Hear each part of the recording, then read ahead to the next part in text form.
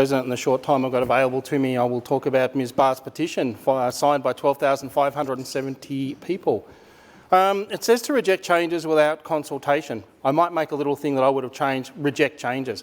There's absolutely no reason to be changing any laws at the moment. They would have worked if the government in New South Wales and the federal government did their job. There's 220 or so thousand licensed shooters in Victoria, nearly 1 million Australian-wide. One licensed person did that, and that person should not have had a licence.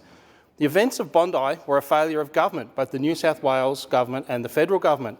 A firearms prohibition order would have gone a long way to fixing this, if not fixing it. But we don't know, and we may never know who forgot, who didn't tell who, or whatever. But the punishing of New South Wales shooters within 8 days of that event was morally corrupt. It was an absolute demonstration of the inability to discern right and wrong by the government, and it was copied from Roger the Cabin Boy in WA, who just decided one day he was going to put all these laws on WA shooters with no reason. Now, we're moving down to some of the stuff that they wanted to do. My favourite will be always, until the day I die, is belt-fed magazines, which suddenly become belt-fed shotguns. Don't exist. There are belt-fed firearms, but there's no such thing as a belt-fed magazine, and belt-fed shotguns, I'm not aware of one, though you could probably make one.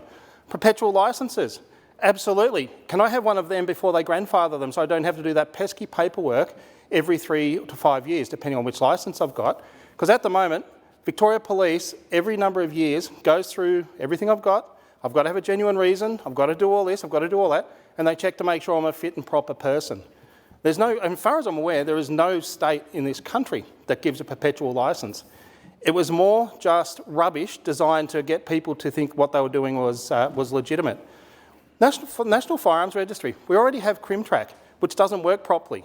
Look, if they want to waste $150 million to God knows what it will actually end up being $1 million on a National Firearms Register, which still won't fix the problem, then you know, happy days, but it's out tax money they're wasting.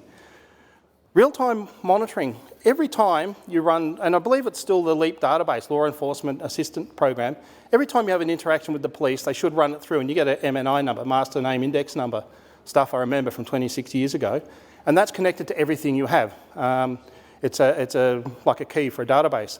Anyway, the long and the short of it is, as you put it in there, it says firearms, I can't remember this, you've got a firearms interest. So you go and have a look, and that interest may be a criminal or a law-abiding person, and they go in and they check, and if you've got a shooter's licence and you've done something bad, well, I'm going to be getting the idea the first call will be to LRD on Wednesday when they answer the phones, to have someone go out there and take your licence from you.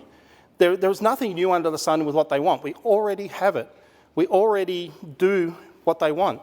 Every time I want a firearm, Victoria Police, check that I have a reason for it. It's part of my genuine reason and genuine need and all those sorts of things. They already control how many firearms I have.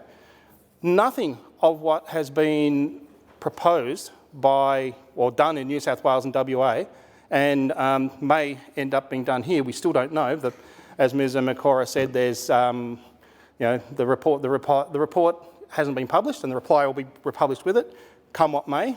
I don't accept any changes. There is absolutely no reason for it. For those that feel I'm feathering my own nest out there, for the 5 people that may be watching, tonight is the first night of Passover. I'm giving up time with my family for a celebration, and it was my family's people that were targeted by this. If I thought for 1 second there was a public safety outcome in any of the stuff that happened in WA and New South Wales, I'd be all over it, but there isn't. But I'm going to finish this off with a saying that I'm getting fond of now. We didn't do it, we aren't the problem, leave us alone.